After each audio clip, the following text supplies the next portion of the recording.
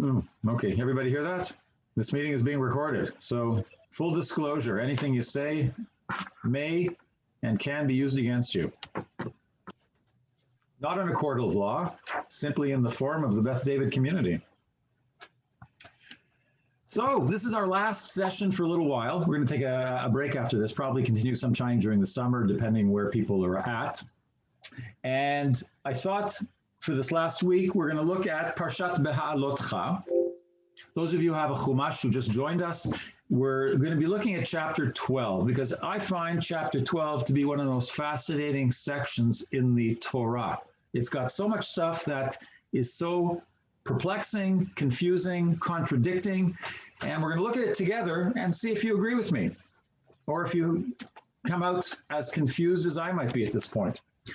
So, you know that Parshat Beha'alotcha has all sorts of interesting topics, among them challenges to Moshe's leadership, kvetching, as usual, by the children of Israel about the type of food they have, longing for stuff that they ate, watermelons, cucumbers, and all sorts of leeks, and all sorts of things in Egypt. Fish for free they got. Sorry about that.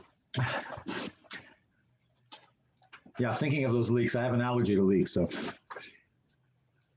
I wanted to look at this part because we're going to read it together, and hopefully you'll see that there's some interesting things that perhaps there's text missing here that may have been removed, or perhaps it was put in this mysterious way to get us asking questions that we don't always ask. So just so you know that before this event, there are two things that happen that probably have some connection to this as well.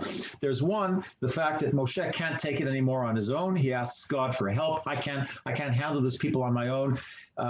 If you can't do anything, just kill me. I'd be better off like that. I don't need this anymore.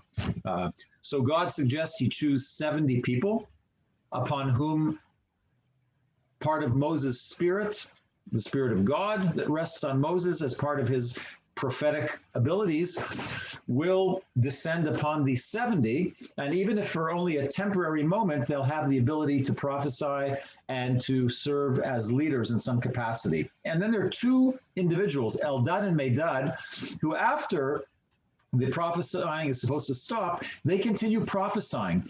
And why do I mention this? Because there's a very interesting issue with Joshua, Moses' sidekick, who comes and runs to Moses saying, hey, those two guys are prophesying. That sounds like a challenge to you. Who said they could go on prophesying? What's going on here?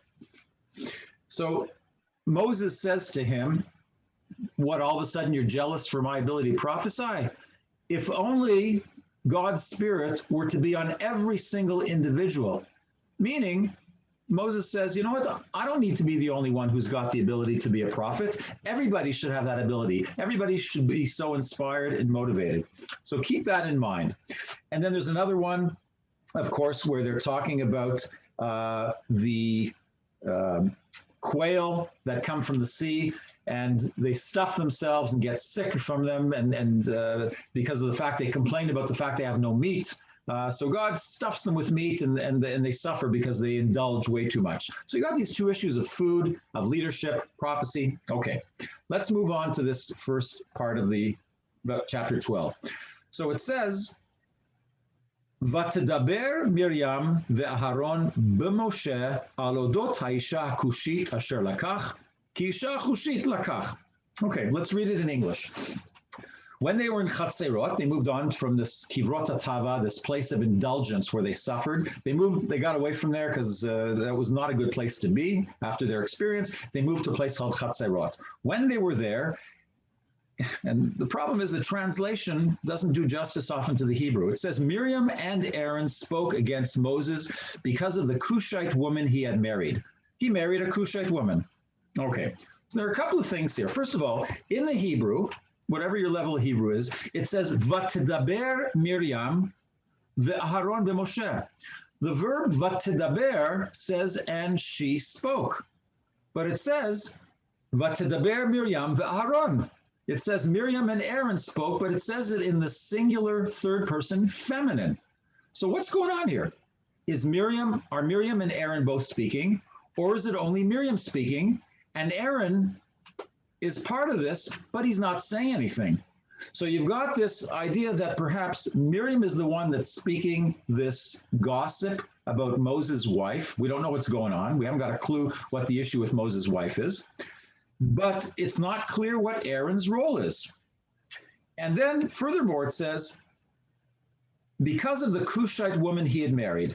And then it says again, he married a Cushite woman. First of all, if it says because of the Cushite woman he married, why does it have to say again, he married a Cushite woman? Why do they have to repeat that? And more importantly, who is the Cushite woman? Didn't Moshe already have a wife? Is this the same wife he married before, just by another name? Not that polygamy was an issue back then. People could have more than one wife. There's no issue there. But we don't read so much in this context of people having more than one wife. And you might think that Moses, as a prophet, overwhelmed, as he describes at the beginning of the Parashah, with his duties with regards to the children of Israel, where would a guy like that have time for two wives? He probably didn't even have enough time to deal with one wife. And here he's got another wife? We don't know. Is it the same wife? We're not sure. And why would she be called a Cushite woman here, whereas before her name is, what's the name of Moses' wife? Zipporah, the daughter of one of the 7 daughters of Reuel, of Yitro. We read about quite a while ago. So there's some fascinating things here. And then they said, after mentioning the Cushite woman, what do they say? Vayomru, and now we're gonna hear what they were talking about. It says Vatidaber, she spoke or they spoke. Now let's hear what they had to say. Harak ach b'Moshe diber Adonai, halo gam banu diber vayishma Adonai. They said, has the Lord spoken only through Moses? Has he not spoken through us as well? What does this have to do with the Cushite woman? All of a sudden, they're talking about some woman that Moses has taken. There's some issue with it. We haven't got a clue what the issue is. And then they're saying, because the other is in a narrative, it's not what they're actually saying. And then what they actually say is, God only speaks through Moses. Doesn't he speak through us as well? Is Moses the only one who has the ability and the legitimacy of prophecy? So what do these two issues have to do with one another? What's the connection? First of all, I don't know if has anyone, tell me who has heard of this story? Who has ever read this story or paid attention when we read this in the Parashah, if you've ever heard it before? Just raise your hand if you've ever heard anything about this incident. Yeah, raise your hand if you've never heard of this before. It's complete news to you. Well, you've talked about it. Oh, who am I? Michael. Okay, so some of you have never heard of this story before, and it's no surprise. It's a very small section in a Parashah that's overwhelming with other issues, and it's right at the end of the Parashah. So if you're listening to the Parashah being read, you might have lost interest by the time we get to the very end of the Parashah, and then you're completely enthralled with the beginning of next week's Parashah, the matter of the spies. So this is kind of tucked away in a place that maybe people won't notice so much. But there's some serious issues here. Whether or not you've heard of this before, what is your impression of this idea of the Cushite woman? First of all, Cushite, they often associate the Cushite. Cushi, interestingly, in modern Hebrew, is kind of what was used decades ago to describe black people, nigger. So when people talked about black people in Israel or dark-skinned people in a derogatory way, they called them a Cushi, which means a black or dark-skinned person, and that was not a favorable term. You don't hear that today, but similar to what was going on in the States in earlier decades, that was a term you heard in Israel in the 60s, 70s, maybe even till the 80s. Cushi, it's called somebody a Cushi, and it was not a compliment. Where does that come from? Probably from here, the Cushite woman, because the understanding is that this is a woman from, as they say, possibly Nubia or Ethiopia. So the meaning is that she is dark-skinned. So it's unlikely that it's Zipporah. It's the same wife, because Zipporah is from Midian. She's a Midianite woman. So why would they call a Midianite woman a Cushite woman, unless the people who lived in Midian because it's close to just across the sea from Nubia or from Ethiopia, perhaps they were also dark-skinned. And that doesn't really talk about Tzipporah earlier on in terms of her physical appearance. We get the impression when you're watching Steven Spielberg's movie or the original 10 Commandments, or not the original, but at least the one with Charlton Heston. Of course, Tzipporah is a beautiful woman, not dark-skinned, but a beautiful woman. So we talk about her beauty, but say nothing about her dark skin color. So if it's a different woman, we don't know.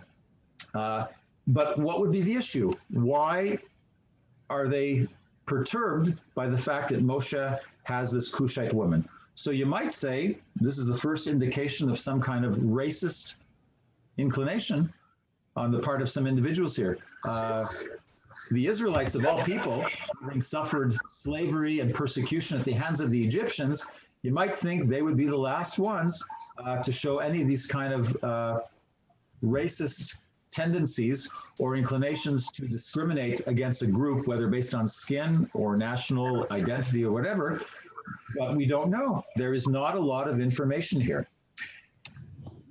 And then, as I said before, what is the connection to the fact that they're complaining about Moses being the only one who prophesies? And why is it only Miriam in the Hebrew verb that is mentioned of speaking against Moses, although Aaron is included in there? So there are a lot of things that are kind of unanswered here. Let's go on and let's see from further in the text if there's anything that's going to help us understand this a little better. So then it says, "Vaish Moshe anav me'od mikol adam asher al pnei adama." So it says, now Moses was a very humble man, more so than any other man on earth.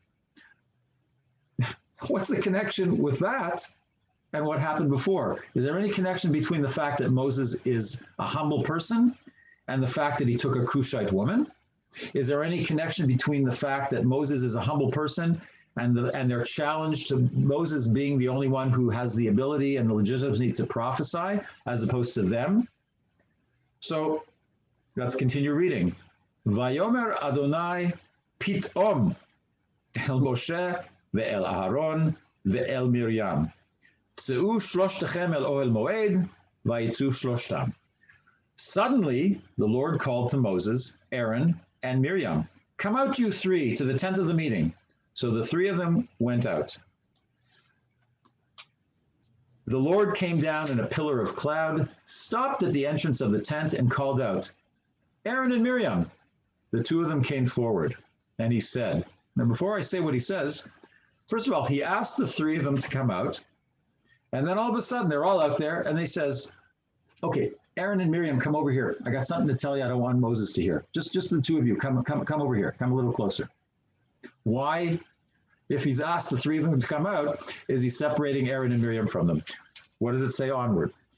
Vayomer, shimu ma'advarai, im yeh neviachem Adonai, b'mar'a elav et vada, b'chalom adaber bo.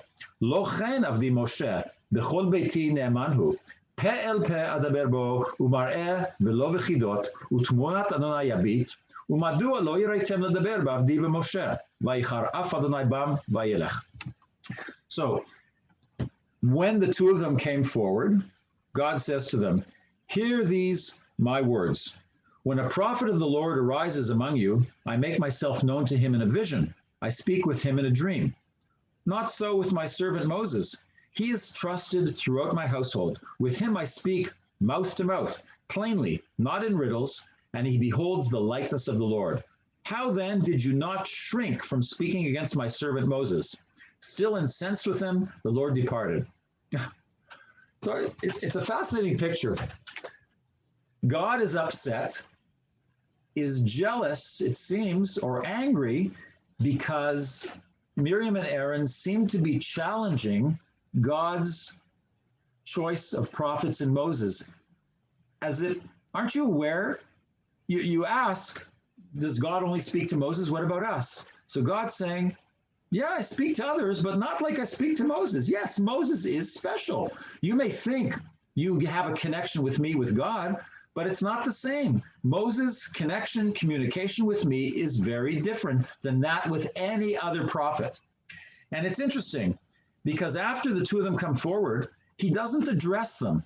And there's an interesting commentary by Rabbi Ruth Zone, who says, this perhaps was inserted here, has very little to do specifically with Aaron and Miriam, because it doesn't mention them at all. It's as if God is explaining to anyone who wants to challenge Moses' prophecy. It may apply to Korach, who in 2 weeks from now is going to challenge Moses' authority. And there are other instances of people who challenge Moses' authority, Datan v'Aviram, among others. So God is saying this not just to Aaron and Miriam, and perhaps not to them at all, but to everyone. If you think that you experience genuine prophecy, that may be true, but your prophecy has nothing to do with what Moses experienced. Moses is on a different plane altogether. I speak with Moses as two people might speak, mouth to mouth. Moses is able to take in a vision of me, of God, while we're communicating. You don't. Whenever I communicate with you, it's in some kind of vision, in some kind of dream. And it's fascinating because how does this dialogue begin? It says, the Lord called to Moses, Aaron, and Miriam. He calls to all three of them. Are we saying here that he called to Moses in the usual special way and to Aaron and Miriam in a limited way at the same time? They each had a different perception of being called by God coming out from the tent of the meeting.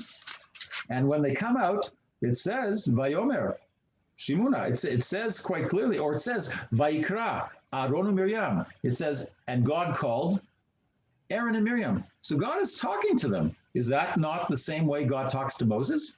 We often read about Vaikra el Moshe. God called to Moses. The Sefer of Leviticus, the book of Leviticus, starts similarly. So we have this communication that God seems to have with Moses and Aaron. And here it's the same kind of communication. So why all of a sudden is there this differentiation in the type of communication or dialogue or conversation that God has with Moses as opposed with any other, or certainly with Aaron and Miriam? It seems very strange here that it's not clear. It would seem that God is communicating with the three of them in the same way, and then all of a sudden you have this speech inserted, which is saying, no, Moses, I speak with in a completely different way. Anyone else that receives some kind of communication from me, it's not the same. It's a vision, it's a dream. It's not the same direct interlocution that I have with Moses. So there's something very powerful here about God, in a sense, being jealous that somebody might be challenging the fact that God has chosen Moses to be a special type of prophet on a different level, on a different plane, in a whole other category, as opposed to everyone else in prophetic history and experience. And one last thing. And how does it end? So God gets herself all incensed and angry. And then what happens? Still incensed with them, the Lord departed. It's so anthropomorphic. It says you get angry at somebody, you say what you have to say, and you couldn't care less what their response might be. You leave before they have a chance to. You're still PO'd at them, and you walk away before they have a chance to respond. This is so powerfully anthropomorphic. It's incredible. Anna, you wanted to suggest something. Well, why are you suggesting that God is jealous? Why can't he just be mad at them without being jealous? Why would he be angry? What's his anger based on? Well, his anger that they're questioning him. They're questioning perhaps God's authority that's been given to Moses. The fact that God has chosen somebody, and so God is, that's my prerogative. I can choose whom I want. You don't challenge my authority. We talk about God being a jealous God. It's not maybe necessarily only jealous of other gods, but perhaps jealous that somebody might think that they merit the same type of treatment, the same type of authority that God has given to somebody else. So perhaps jealous, let's leave it at angry for now. Okay, we can leave it at angry. But in any case, there's a reaction by God to this challenge to Moses. And why is this fascinating? Because if you recall, I mentioned before, when those two prophets, Eldad and Medad, continued to prophesy for whatever reason, after Moses has chosen the 70 seniors from the leaders from the 12 tribes. Moses says to them, what's the issue if there are others, or so Moses says to Joshua, when Joshua comes to complain, what are you upset about? What's wrong if others are prophesying? Why are you so jealous that others are trying to usurp my authority?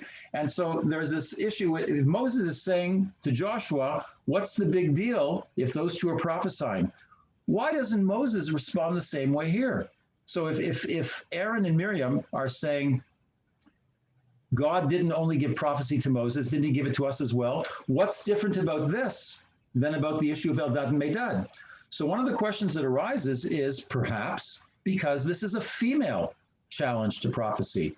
Had it been Aaron, and it doesn't say Aaron, remember it says, but to Daber Miriam, it's Miriam who spoke with Aaron, b'Moshe, against Moshe, but in this, as I said, in the singular third person feminine, and it's quite interesting that it chooses that, because maybe this is seen as a female challenge. Females shouldn't be trying to claim the authority and legitimacy of being prophets.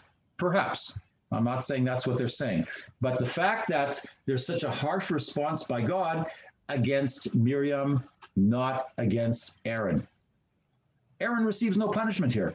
Only Miriam does. Because of what's going on here, because of what we perhaps refer to as gossip about Moses, whether about a challenge to leadership or whether something to do with his Cushite wife, Miriam is the only one who's punished. Aaron is not punished. And it causes me to think a little bit about the fact that they chose that word, V'tadaber Miriam. Maybe Aaron is there, Miriam goes to her brother, because she's concerned about some issue, and we'll come back to that in a moment. But she goes to her brother because it's regarding her other brother. So she seeks some kind of sibling dialogue here to try to figure out what's going on with Moses and why things are the way they are, either with his wife or with his authority. But Aaron is very careful, maybe not to say anything. Why would that be? Why might Aaron be so careful about saying anything against Moses? Any idea? Bela. Aaron, when his two sons were killed, now I think in terms of the sequence of this, he didn't question that either. So this is just not his style. He accepts things in a different way. So why do you think he accepts things in a different way? Is it his personality? Is it something that's his inclination, or is there something that he might have been traumatized by that causes him to respond in this very reserved, non-committal way? What happens with Aaron at Mount Sinai? Right. Aaron is left there with the people. Moses goes up to the mountain. With the golden calf. And ask him, make us a god. Where's Moses gone? He's disappeared. We need a leader. We don't see a god. We don't see Moses. Make us a golden calf, or make us a god. And then what does Aaron do? He complies with them. And when Moses comes back, what happens? Moses says, how could you do a thing? Moses is harshly critical of Aaron.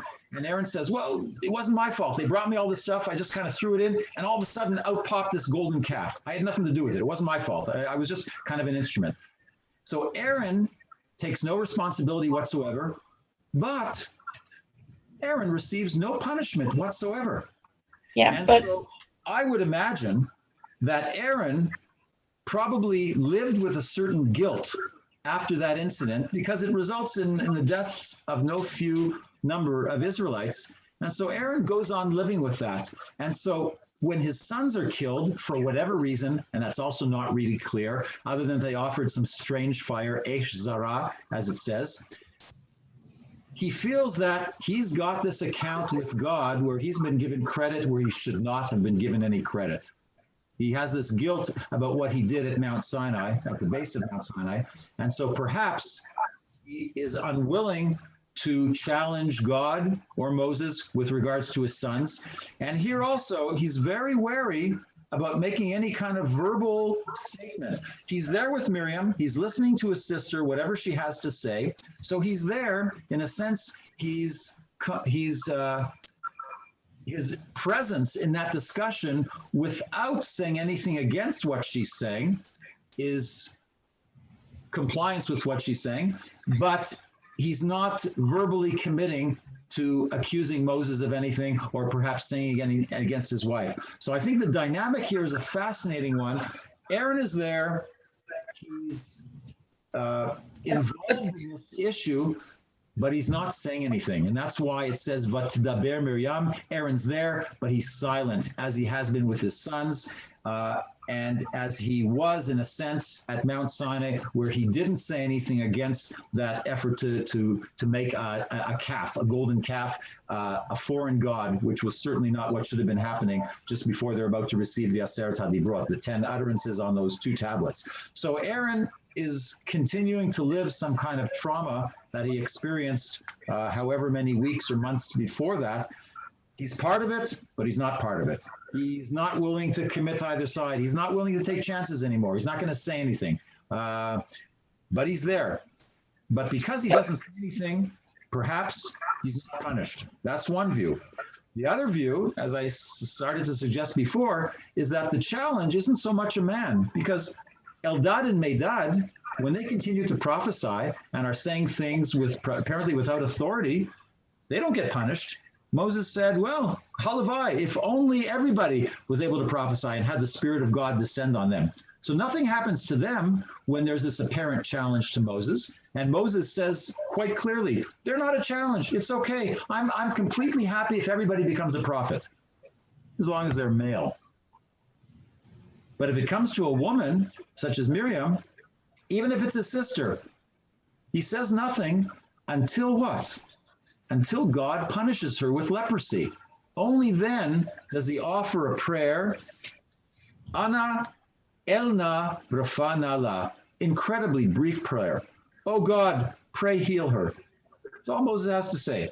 5 words, nothing more. How about his sister, who is now subjected to leprosy, which often is considered something as if you were dead when somebody is leprous. That's the way often people were considered. They were sent out of the camp, as we read about in Leviticus in the Parashah of Tazria Metzorah. They had to stay there until that affliction of the skin had disappeared.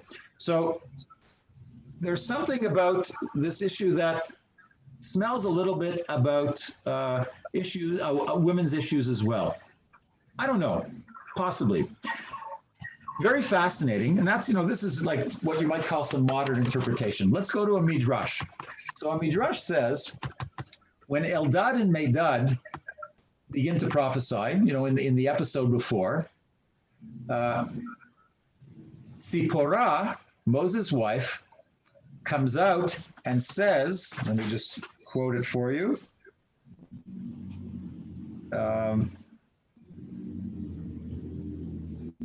Woe to the wives of those men. So Sipporah, Moses' wife, says, woe to the wives of those men, of Eldad and Medad. Woe to the wives of those men who are become prophets, who are prophesying, not just temporary like the other 70, but now seem to have some kind of continuous ability to be able to maintain that skill of prophecy. What is Sipporah saying? Why woe to the wives of those men? Any idea? Woe to the wives of men who have the ability to prophesy, who are consumed with the ability to prophesy, who are overwhelmed with that ability, with that responsibility. What's she saying? Because they might prophesy against their wives.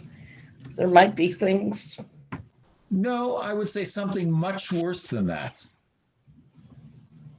They'll have no time for conjugal relations.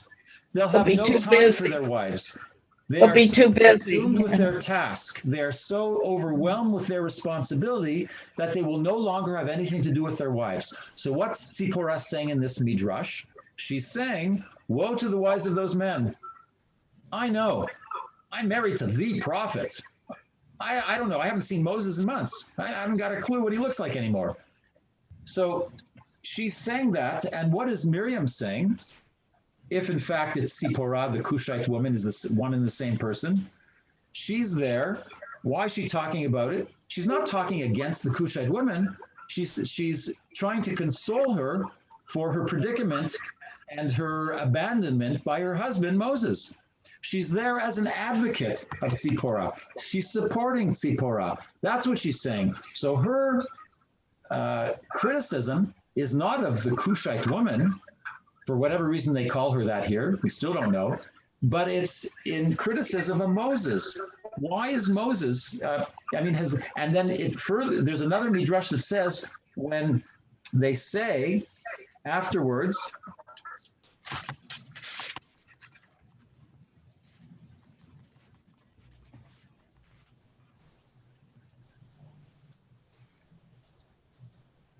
has the Lord spoken only through Moses? Has he not spoken through us as well? What does the midrash say? They put words in the mouths of Miriam and Aaron. And what do they say? They say, Miriam said, the word was upon me, I'm a prophetess, but I did not keep away from my husband. And Aaron said, the word was upon me, but I did not keep away from my wife.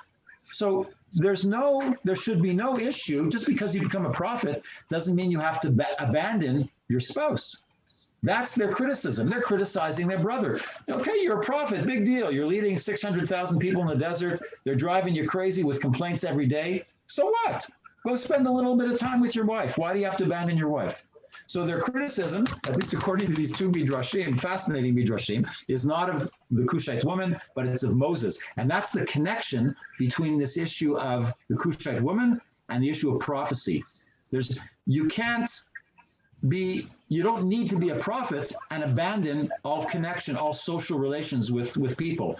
Being a leader is not necessarily social relations. It's leadership responsibilities. So you meet with people not out of a social interest, but because you have a duty to perform with regards to their needs.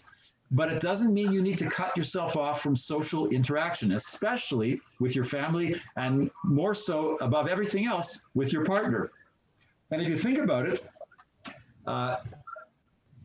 our tradition does not encourage people to be hermits, people to refrain from marital relations of whatever sort. We encourage that. We don't have clergy who are not married. We don't have people who have to be celibate in order to serve God, in order to be in positions of ritual or religious tasks. That's, as a matter of fact, that's not acceptable. In order to serve your community, you have to understand what family is about. You can't be on your own. Otherwise, it's almost impossible to relate to the issues that you're trying to solve for those who are part of your congregation or part of your community. If you haven't experienced anything about family relationships and social interaction, how can you possibly understand what somebody's coming to you with in terms of their problems? You can't. So our tradition says you need to be within a social and familial milieu if you want to best serve your community, your congregation. And perhaps this criticism of Moses is a very legitimate one. But it comes from Miriam, and there's a problem with that apparently. She is shunted off to the side, she's punished, she's separated, and as a matter of fact, these are the last things we hear from her. The next time we read about Miriam, it's 8 chapters later when we read of her death. And we're talking about the idea of being a prophet. If you go back to Bishalach, when the children of Israel are crossing the sea with the parted waters, what does it say at the very end? Vatika, after we read Shirat Hayam, that song to the glory of God and the defeat of the Egyptians, etc., the last couple verses say this. ותיקח מרים הנביאה אחות אהרון את התוף בידה ותצאנה כל הנשים אחריה בתופים ובמחולות. ותען להן מרים שירו לאדוני כי גאו גאה סוס ורוכבו רמה בים. Then Miriam the prophetess, Aaron's sister.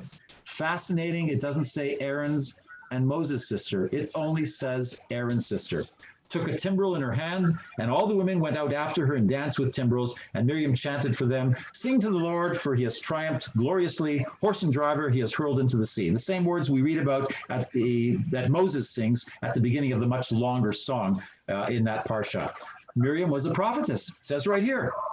But it says, Vatetzena chol hanashim achareha. Only the women came after her, followed her. Miriam apparently was a prophetess for women. She served women's needs, but it doesn't give any indication that she served a more general need for the community. Except, fascinatingly, when we do read of her death, what does it say? Or, excuse me, even before we get to that, we know that Miriam was punished with leprosy. Moses prays for her. And then, how is that whole issue resolved at the end of the Parashah? It says, "Vatisager Miriam michutz lamachaneh shivat yamim, v'ha'am lo nasa ad he'asef Miriam." So Miriam was shut out of the camp for 7 days because of this leprosy that she suffered. And the people did not march on until Miriam was readmitted. What does it mean the people did not march on? I would assume that because we read in this Parashah earlier, how do the people know when to march? What's the signal for them to march? There's a cloud above the Mishkan, above the tabernacle. When that cloud is removed, the people know to go. When horns that are constructed in this Parashah are blown in a certain way, people know when to move. But it says the people would not move until Miriam was returned to the camp. It's saying, in a sense, I think quite clearly, why would it have to say that the people did not move? Because you would understand they should have moved. The horns were sounded, the cloud lifted, but the people refused to move because of their support for Miriam. They would not move because they felt that she was too much part of the community, and they certainly can't leave her out, and they certainly will not march, and she is straggling behind somewhere because she's not allowed to return to the community until the end of those 7 days. So the people in this wonderful show of support for Miriam, at least that's the way it reads, refused to move. And it has to mean there would be no reason to say they refused to move if they hadn't been told to move. If the signs and the signals and the instructions to move hadn't been uttered or demonstrated, there would be no reason to mention this. So it means that they refused the fact that God had indicated, that Moses had indicated, that whoever blew those trumpets had indicated it's time to move, they would not move. And that's an incredibly powerful statement about the impact that Miriam has, the influence and the status that she has among the Israelites. There's a midrash that says, we often talk about Miriam's well. Have you ever heard of that expression, Miriam's well? So there's this midrash that says that in the deserts, of course, there's no definite and dependable supply of water. Sometimes you find wells, you find places, water holes, etc.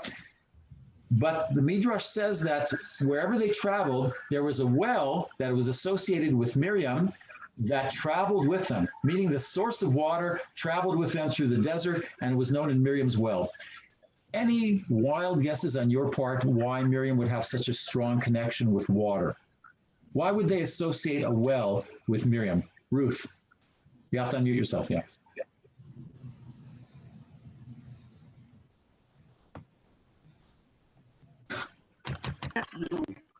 Okay, you got it. Okay, because she was the one that watched over Moses when he was in the Nile. That's right.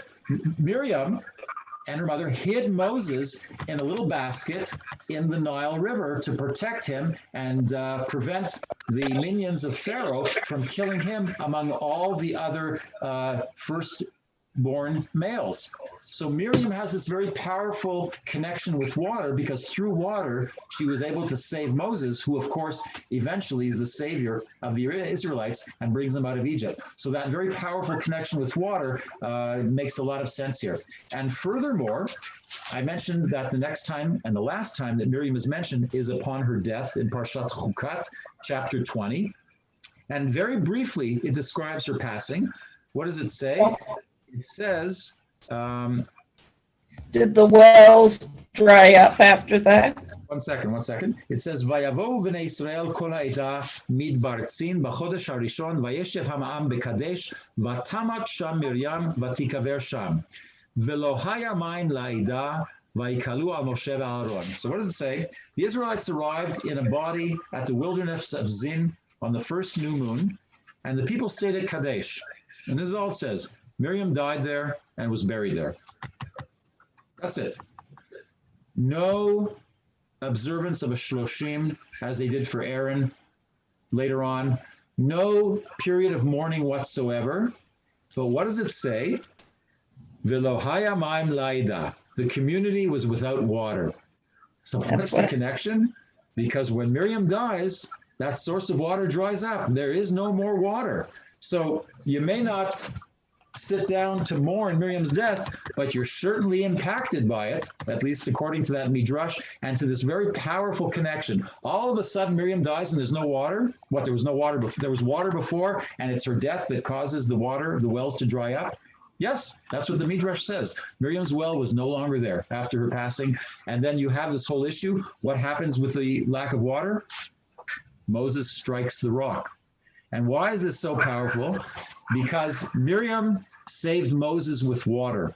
When Miriam dies, the water dries up. And it's through Moses' mistake with regards to water by hitting the rock instead of talking to it that Moses as well, excuse the pun, well, Miriam's well, is not allowed to enter the promised land. So there is this fascinating connection and confluence of events here with regards to Miriam and Moses. How much this may have to do with Miriam's criticism of Moses earlier in the Parashah, in our Parashah at least, as well as the fact that Moses is somewhat responsible for her punishment because Moses says nothing when God gets angry at Aaron and Miriam. Only later, after she's already afflicted with the leprosy, does Moses offer a prayer. He doesn't defend her when God gets angry. All it says is that Moses is the most humble of all men, humble than any man that ever lived, that ever existed. And Moses has this unique relationship with God. The most unique of prophecies, speaks mouth to mouth, face to face. And yet Moses does nothing to support his sister when she needs him the most. And so perhaps it's no coincidence that Miriam's passing results in the ultimate punishment that Moses receives of not being able to enter the promised land. We could go on talking about this even more, but there's just this, it's a fascinating section of the Parsha that we often overlook and that we don't spend enough time on, but it says a lot. It says an incredible amount about family dynamics. There's more we could have explored with regards to Aaron's whole perspective on this issue, because he also, he remains silent. He doesn't say anything in defense of his sister. Moses is the one that prays. So this issue of Aaron remaining somewhat traumatized by certain events in his life, and yet continuing to serve as the leader in the most significant capacity in terms of ritual and sacrifice. He's the guy who runs that whole business at the Mishkan, of course, taken over by his sons, his surviving sons later on. But even with his incapacity to deal with family, he continues to serve as leader. And we hear a little bit about Moses, at least through the Midrash, that you may be a very special prophet and you may serve the people in a wonderful way, and it shouldn't, although it often does, it shouldn't come at the cost of your family relationships. You need to find balance. And I think the Torah is telling us here, is giving us a message. We're not saying that the behavior here is ideal or something to emulate. There are problems with this behavior, just as there were problems with the behavior of the patriarchs and matriarchs in Genesis, in no small measure. Here as well, Moses is a great leader, but there are things that he's not successful with, and mostly with his family relationships. It's not the first time. We read about something else earlier on in Parashat Yitro when he meets Tzipporah after having not seen her for a long time, something that threatens the life of his sons, and Tzipporah is the one that intervenes to save it. So there are all sorts of issues here how Moshe is not the best family person, not the best husband, not the best father. And we don't often see those elements of Moses. We always have Moses in this certain aura of the ultimate leader, the one who brought the Israelites out of Egypt, brought them to the brink of entering the promised land, and of course not privileged to enter with them. But we often tend to or are instructed or directed to overlook some of these faults and foibles of the most significant of our leaders. But there's no reason to do so, because if we want to appreciate a significant personality in the Bible, and specifically here in the Torah, those are best understood and appreciated if they're seen as human. And human, of course, means imperfect, makes mistakes. Some cope better with the mistakes, some cope less well with their mistakes. And I think that's part of what we're trying to learn here. Miriam has issues, Aaron has issues, Moses has issues. And the dynamic between them is so beautifully brought together. All those threads are kind of brought together in that one little chapter, 12 of the book of Numbers. So if anyone has any comments or questions, feel free. Well, the first line, I mean, it's contradictory again. V'daber Miriam v'Aaron and Aaron, and you're saying that it was just Miriam that God look as Aaron as she got the raw deal. She got a raw deal. The Hebrew says v'tedaber, which means literally, and she spoke. Well, why does it say v'Aaron? I don't know. It's a good question. That's part of the problem here. It says v'tedaber Miriam v'Aaron. It says that she spoke and Aaron. It sounds like Aaron's there, but he's not saying anything. He's part of it, but he's not verbal about it. That's the way I read this. And I don't have to tell you, Mary, there are plenty of instances in our own experience where people begin speaking about somebody, and if there are two people speaking, the other person may not contribute anything. They're a bit wary, hesitant about indulging in gossip. They don't want to say anything, but they don't say anything against it either. They sit there and listen, and by being silent, it's as if they're approving of what that other person is saying. And that perhaps is a criticism of Aaron here, even though he's not punished for it because he says nothing. But I think our tradition is trying to tell us you can't sit there and not say anything, because in the book of Vayikra and Leviticus, we read, Hocheach tochiach et amitecha, meaning reprove your kinsman. What does that mean? If you hear something that's not right, don't hold it in. Speak, criticize the person who's speaking it, because you know it's wrong. You can't sit there and hold it into yourself and hold a grudge against that person or allow things to be said that are inappropriate. You need to speak out in a timely way about things that you know are wrong. Aaron doesn't do that here. He's allowing Miriam to talk in a way that perhaps is inappropriate, although we don't know, again, because it's not quite clear. But he's kind of there, but not fully part of it, but he's implicated. Yeah, okay. Anyone else? Michael, I have a question. Sure. I don't remember it. Did Moses know that Miriam saved him? It doesn't say anywhere that she said anything. We don't read of Miriam having some encounter and dialogue with Moses to share all those childhood memories and stories. I'd imagine they did. The Torah leaves out lots of stuff. I would imagine that at some point somebody told Moses about it. Miriam. Later on, when they got reunited, after. I imagine they did. I don't remember if in the Ten Commandments or the Spielberg movie there is that conversation between the two of them. I don't recall, to be honest. But I find it hard to believe that Miriam didn't have some opportunity to share that with Moses. I'd be very surprised if that was not a conversation they had at some point in the unwritten part of the Torah. I sat down and had a cup of coffee together. Yeah. They met at Aroma and had a latte. Right. Very interesting. Okay, well, hopefully I've given you something to think about for this week's Parashah. It's been a pleasure this past year, virtually sharing Divrei Torah with you. We're just taking a break. This isn't the end by any way, but we'll take a break for about a month, and hopefully in the summer we'll resume. We'll let you know about it, and I hope to see some or all of you at some point in the future. And what I would suggest is maybe we'll pick a Parsha. If each of you at some point, like pick a week, prepare something, not to prepare the entire class, but prepare one element of a parsha. Take one verse that seems a bit of a challenge to you and do a little bit of research, traditional interpretation, modern interpretation, your interpretation, and prepare something for 3 to 5 minutes on one element. 2 to 3 minutes. Okay, if 3 to 5 sounds a bit overwhelming, 2 to 3 minutes. Prepare something on one tiny element, one aspect of a parsha of your choice, sometime from the book of Dvarim, from the book of Deuteronomy. Okay, so that gives you plenty of opportunity. That will be sometime in the summer. You got a couple months to prepare it. Again, I know all of you well enough that you're certainly capable of preparing something for a few minutes on some element of the parsha. I have no doubt whatsoever.